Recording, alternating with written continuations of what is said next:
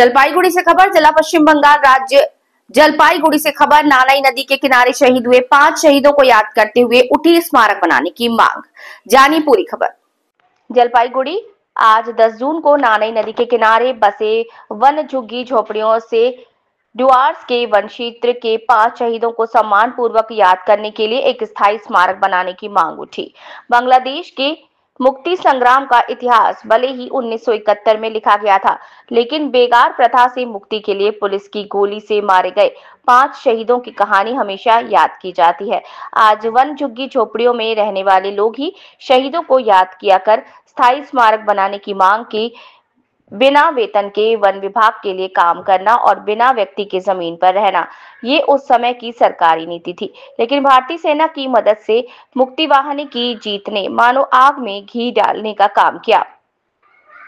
उत्तर बंगाल के जलपाईगुड़ी जिले के जंगल से घिरे मरघट रेंज के अंतर्गत वन झुग्गी झोपड़ियों में रहने वाले लंबे समय से बेगार करने को मजबूर लोग सरकार की काली नीति के खिलाफ उठ खड़े हुए। 10 जून 1971 की अंधेरी रात में राज्य सत्ता ने जंगली जानवर की तरह गांव पर हमला किया। बेगारी प्रथा के खिलाफ विरोध करने के जुर्म में 9 लोगों को उठा लिया गया। सुबह होते ही रावहा वन बस्ती और आसपास की अन्य वन बस्ती के लोग गुस्से से जल उठे। वन विभाग ऑफिस को उन्होंने धनुष बाण लेकर घेर लिया। राज्य व्यवस्था के खिलाफ खड़े होने की उस असीम साहसी लड़ाई को रोकने के लिए पुलिस ने अंधाधुंध गोलियां चलाई। एक एक कर 5 लोगों की जान चली गई। नौनाई नदी का पानी खून से लाल हो गया। 5 लोगों की मौत ने सरकार को वन विभाग की बेगारी प्रथा को हटाने के लिए मजबूर कर दिया, जिसका मुख्य नेतृत्व उस समय रावहा जनजाति के उज्जवल चेहरे और सरकार द्वारा प्राप्त बंग भूषण सम्मान के प्राप्तकर्ता गौनाथ रावहा कर रहे थे। वे डुआर्स के जलपाईगुड़ी जिले से नेतृत्व करने वाले एकमात्र व्यक्ति थे, जिनके साथ अलीद्वारपुर जिले से धीरेन्द्र सरकार, ML कज्जूर, कूच बिहारी जिले से दुर्गेश नियोगी और अन्य भी नेतृत्व में थे। आज 10 जून है। जलपाईगुड़ी वन प्रभाग के गोसाई हाट वन बस्ती के लोगों के लिए एक काला और दर्दनाक अतीत। अन्य वर्षों की तरह इस बार भी वन बस्ती वासियों और वनजन श्रमजीवी समिति के ईमानदार प्रयासों से गांव के मैदान में सामियाना टांगकर 10 जून 1971 के शहीदों को सम्मान के साथ याद किया। इस दिन स्थानीय लोगों के सहयोग से निर्मित शहीद वेदी पर 8 से 80 वर्ष तक के सभी लोगों ने पुष्प अर्पित कर श्रद्धांजलि दी और स्थायी स्मारक बनाने की मांग उठाई।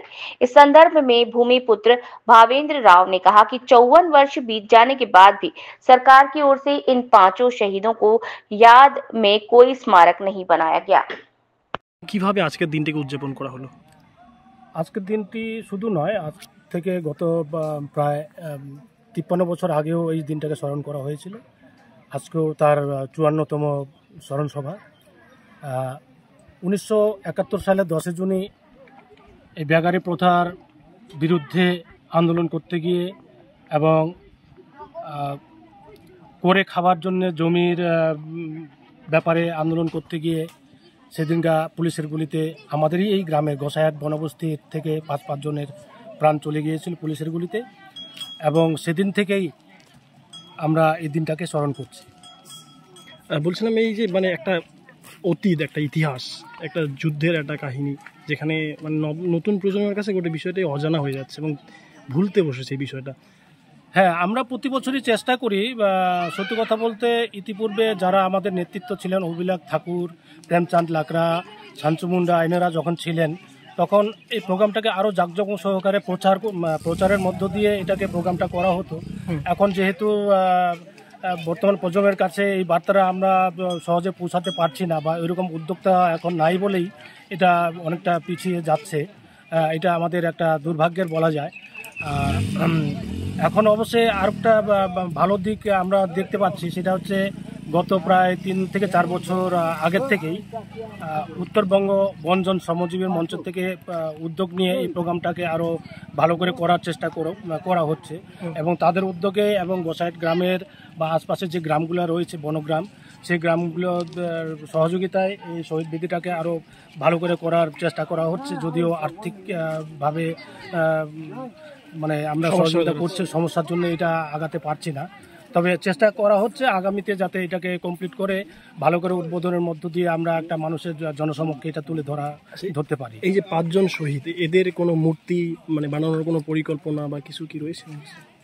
হ্যাঁ, ওরকম পরিকল্পনা রয়েছে, তো দেখা যাক আগামী দিনে যদি আমরা করতে পারি।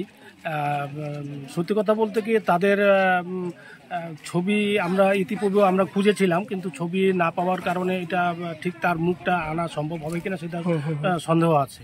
আচ্ছা, আপনার নাম ও পরিচয়টা বলুন। আমার নাম ভবেন্দ্র রাভা।